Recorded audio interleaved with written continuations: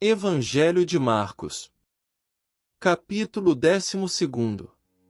E começou a falar-lhes por parábolas.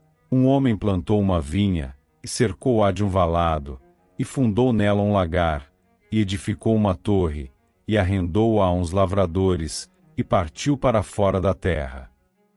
E, chegado o tempo, mandou um servo aos lavradores para que recebesse, dos lavradores, do fruto da vinha. Mas estes, apoderando-se dele, o feriram e o mandaram embora vazio. E tornou a enviar-lhes outro servo, e eles, apedrejando, o feriram na cabeça e o mandaram embora, tendo-o afrontado. E tornou a enviar-lhes outro, e a este mataram, e a outros muitos, dos quais a uns feriram e a outros mataram.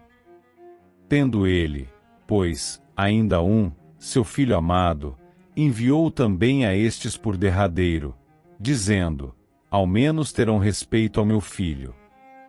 Mas aqueles lavradores disseram entre si: este é o herdeiro, vamos, matemo-lo, e a herança será nossa. E, agarrando-o, o mataram e o lançaram fora da vinha. Que fará, pois, o senhor da vinha? Virá, e destruirá os lavradores, e dará a vinha a outros. Ainda não lestes esta escritura: a pedra que os edificadores rejeitaram, esta foi posta por cabeça da esquina. Isso foi feito pelo Senhor e é coisa maravilhosa aos nossos olhos. E buscavam prendê-lo, mas temiam a multidão, porque entendiam que contra eles dizia esta parábola. E, deixando-o, foram-se. E enviaram-lhe alguns dos fariseus e dos herodianos, para que o apanhassem em alguma palavra. E, chegando eles, disseram-lhe: Mestre, sabemos que és homem de verdade e não te importas com quem quer que seja, porque não olhas a aparência dos homens, antes, com verdade, ensinas o caminho de Deus. É lícito pagar tributo a César ou não? Pagaremos ou não pagaremos? Então, ele, conhecendo a sua hipocrisia, disse-lhes: por que me tentais? Trazei-me uma moeda, para que a veja. E eles lhe a trouxeram. E disse-lhes: de quem é esta imagem e inscrição? E eles lhe disseram: de César. E Jesus, respondendo, disse-lhes: dai, pois, a César o que é de César e a Deus o que é de Deus. E maravilharam-se dele. Então, os saduceus, que dizem que não há ressurreição, aproximaram-se dele e perguntaram-lhe, dizendo: Mestre, Moisés nos escreveu que, se morresse o irmão de alguém, e deixasse mulher, e não deixasse filhos, seu irmão tomasse a mulher dele e suscitasse descendência a seu irmão. Ora, havia 7 irmãos, e o primeiro tomou mulher e morreu sem deixar descendência. E o segundo também a tomou, e morreu, e nem este deixou descendência, e o terceiro, da mesma maneira. E tomaram-no 7, sem, contudo, terem deixado descendência.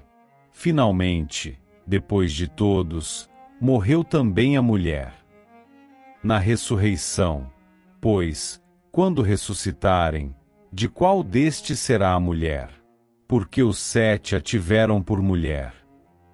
E Jesus, respondendo, disse-lhes: porventura, não errais vós em razão de não saberdes as Escrituras nem o poder de Deus? Porquanto, quando ressuscitarem dos mortos, nem casarão, nem se darão em casamento, mas serão como os anjos nos céus. E, acerca dos mortos que houverem de ressuscitar, não tendes lido no livro de Moisés como Deus lhe falou na sarça, dizendo: eu sou o Deus de Abraão, e o Deus de Isaque, e o Deus de Jacó? Ora, Deus não é de mortos, mas sim é Deus de vivos. Por isso, vós errais muito. Aproximou-se dele um dos escribas que os tinha ouvido disputar, sabendo que lhes tinha respondido bem, perguntou-lhe: qual é o primeiro de todos os mandamentos? E Jesus respondeu-lhe: o primeiro de todos os mandamentos é: ouve, Israel, o Senhor, nosso Deus, é o único Senhor. Amarás, pois, ao Senhor, teu Deus, de todo o teu coração, e de toda a tua alma, e de todo o teu entendimento, e de todas as tuas forças. Este é o primeiro mandamento. E o segundo, semelhante a este, é: amarás o teu próximo como a ti mesmo. Não há outro mandamento maior do que estes. E o escriba lhe disse: muito bem, mestre, e com verdade disseste que há um só Deus e que não há outro além dele. E que amá-lo de todo o coração, e de todo o entendimento, e de toda a alma, e de todas as forças, e amar o próximo como a si mesmo é mais do que todos os holocaustos e sacrifícios. E Jesus, vendo que havia respondido sabiamente, disse-lhe: não estás longe do reino de Deus. E já ninguém ousava perguntar-lhe mais nada. E, falando Jesus, dizia, ensinando no templo: como dizem os escribas que o Cristo é filho de Davi? O próprio Davi disse pelo Espírito Santo: o Senhor disse ao meu Senhor: assenta-te à minha direita, até que eu ponha os teus inimigos por escabelo dos teus pés. Pois, se Davi mesmo lhe chama Senhor, como é logo seu filho? E a grande multidão o ouvia de boa vontade. E, ensinando-os, dizia-lhes: guardai-vos dos escribas, que gostam de andar com vestes compridas, e das saudações nas praças, e das primeiras cadeiras nas sinagogas, e dos primeiros assentos nas ceias, que devoram as casas das viúvas, e isso, com pretexto de largas orações. Estes receberão mais grave condenação. E, estando Jesus assentado defronte da arca do tesouro, observava a maneira como a multidão lançava o dinheiro na arca do tesouro, e muitos ricos depositavam muito. Vindo, porém, uma pobre viúva, depositou 2 pequenas moedas, que valiam 5 réis.